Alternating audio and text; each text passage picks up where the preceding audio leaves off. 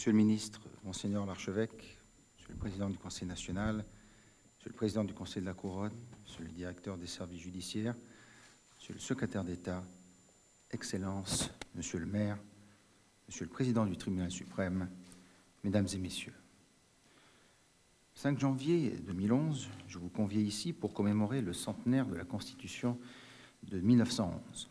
Ce soir, je suis heureux de vous réunir à nouveau en cette salle du trône pour célébrer auprès de moi et de ma famille le cinquantenaire de la Constitution du 17 décembre 1962, voulue par le prince Régnier III, mon père. La Constitution de 1911 dotait notre pays d'un cadre juridique et politique novateur. Nombre des principes alors édictés régissent toujours la principauté. Bien évidemment, les institutions ont été adaptées en un siècle aux évolutions, tant par la Constitution de 1962 que lors de sa révision, le 2 avril 2002, dans la perspective de l'adhésion de notre pays au Conseil de l'Europe. La Constitution de 1962 complète le dispositif institutionnel de 1911 et consacre l'état de droit. Ainsi, la Constitution ne peut désormais être suspendue et la procédure de révision constitutionnelle est subordonnée au commun accord du Prince et du Conseil national. Ce formalisme met en lumière que la révision de la Constitution s'étend dans la fidélité aux principes fondamentaux du régime hérité de la tradition et de l'histoire. En un demi-siècle, notre pays est parvenu à conforter sa présence dans un monde tourmenté grâce à la Constitution de 1962 qui, d'une part, établit fermement la source de la souveraineté, d'autre part, garantit l'exercice de celle-ci par des règles efficaces. Sur la scène internationale, la souveraineté de la principauté procède du principe édicté par l'article 1er.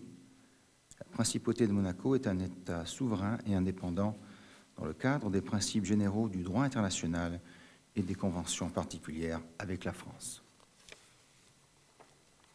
Cette souveraineté et cette indépendance s'expriment notamment par notre représentation diplomatique et consulaire à l'étranger et par l'accréditation auprès de moi des représentants des pays étrangers. Ce solide réseau diplomatique et consulaire, tant à Monaco qu'à l'étranger, manifeste la vitalité de la présence de la principauté sur la scène internationale. La Constitution de 1962 consacre officiellement des principes et symboles auxquels nous sommes très attachés. La religion d'État, fondement de nos relations particulières avec le Saint-Siège, le pavillon national, la langue officielle. Notre souveraineté s'exprime aussi par notre capacité à conclure des traités. Représentant de la principauté dans les rapports avec les puissances étrangères et conduisant les relations internationales, le prince a pour prérogative de signer et de ratifier les traités après avoir consulté le Conseil de la Couronne et en portant le texte des accords signés avant leur ratification à la connaissance du Conseil national. La révision de l'article 14 de la Constitution, le 2 avril 2002, préalable à notre adhésion au Conseil de l'Europe, a toutefois consolidé la position du Conseil national sur ce point, puisque certains traités ou accords ne peuvent être ratifiés qu'en vertu d'une loi. Par ailleurs, la principauté porte sa voix dans les débats internationaux, que ce soit à l'ONU ou au sein de multiples organisations internationales. S'agissant des rapports privilégiés entre la principauté et la France, le traité franco-monégasque du 24 octobre 2002 a actualisé celui de 1918, consacrant le principe de l'égalité souveraine entre les deux États. Dans le droit fil de cette actualisation, la principauté dispose désormais, sauf arrangement particulier, des emplois supérieurs de son administration et de sa justice qui étaient jusqu'alors réservés à des fonctionnaires français détachés. Les rapports franco-monégasques s'inscrivent donc dans une étroite concertation entre deux partenaires également confiants l'un dans l'autre et respectueux de leurs intérêts fondamentaux réciproques. C'est dans cet esprit que se conçoit le positionnement de la principauté au regard de l'Union européenne. Notre pays devant toutefois, avec celle-ci, résoudre un certain nombre de difficultés touchant à des secteurs spécifiques et portant sur des sujets très concrets. L'article 2 de la Constitution met en lumière la source de la souveraineté. Le principe de gouvernement est la monarchie héréditaire et constitutionnelle.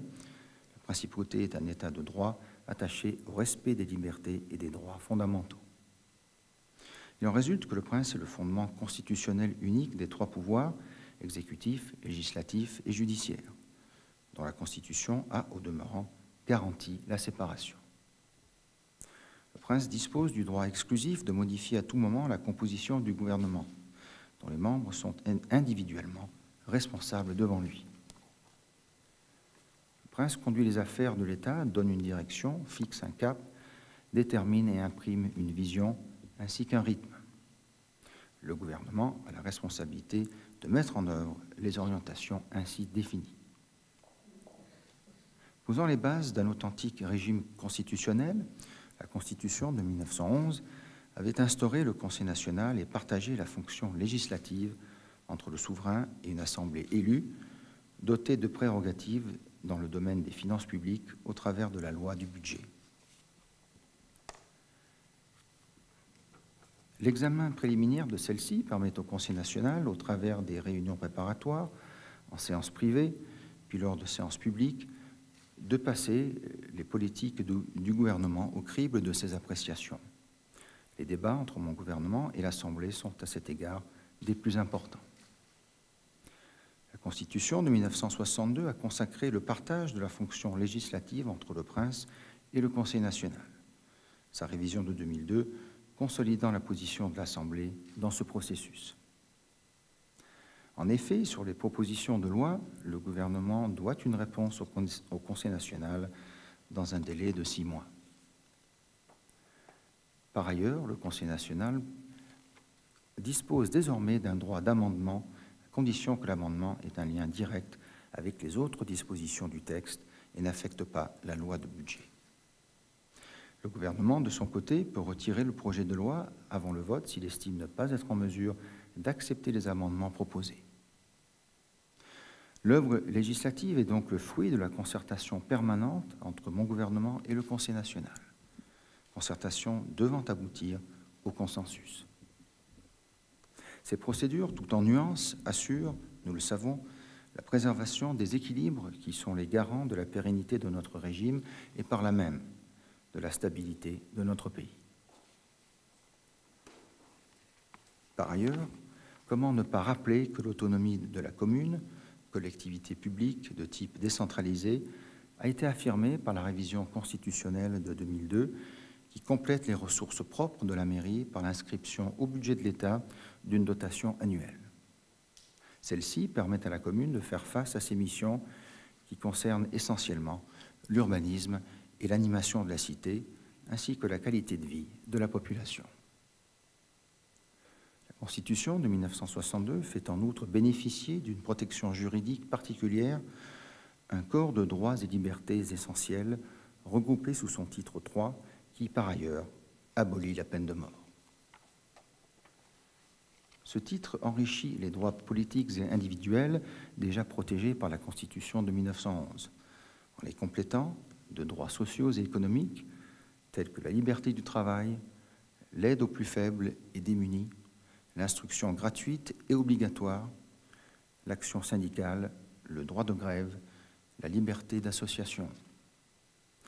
La consécration de ces libertés et droits fondamentaux constitue bien plus qu'une déclaration de principe, puisque ces dispositions voient leur respect garanti par le tribunal suprême, statuant en qualité de juge constitutionnel.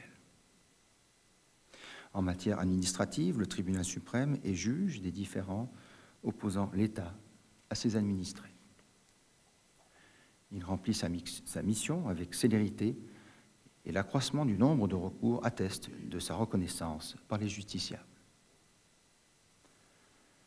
À son titre 10, consacré à la justice, la Constitution de 1962 a posé à l'article 88 les bases du fonctionnement actuel des institutions judiciaires en consacrant les principes de justice déléguée et d'indépendance des juges, et en prévoyant que l'organisation, la compétence et le fonctionnement des tribunaux, ainsi que le statut des juges, sont fixés par la loi. C'est sur ce fondement qu'ont été adoptées les lois du 15 juillet 1965 portant organisation judiciaire et du 16 novembre 2009 portant statut de la magistrature. La force de la Constitution de 1962 réside, me semble-t-il, dans l'harmonieuse synthèse qu'elle réalise des principes traditionnels de la monarchie et des acquis du droit public contemporain. Traditionnelle, la Constitution de 1962 l'est à maints égards.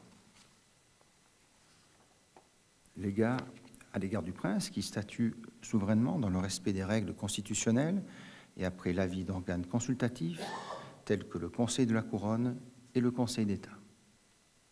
À l'égard du gouvernement, artisan de la politique inspirée par le prince. À l'égard du Conseil national, dont les missions législatives et budgétaires contribuent activement à la prise en compte des attentes de la population. La Constitution de 1962 est moderne en ce qu'elle oblige toute autorité, fût-elle suprême, tout acte, fût-il souverain, au respect de la Constitution et du droit. Aujourd'hui, je vous invite, en veillant à assurer le respect de notre Constitution, dans sa lettre comme dans son esprit, à témoigner votre fidélité à un régime institutionnel qui a démontré sa capacité d'adaptation à nos spécificités, dans la recherche permanente du consensus autour des valeurs et principes qui ont forgé notre pays dans un monde en évolution permanente. Je vous remercie.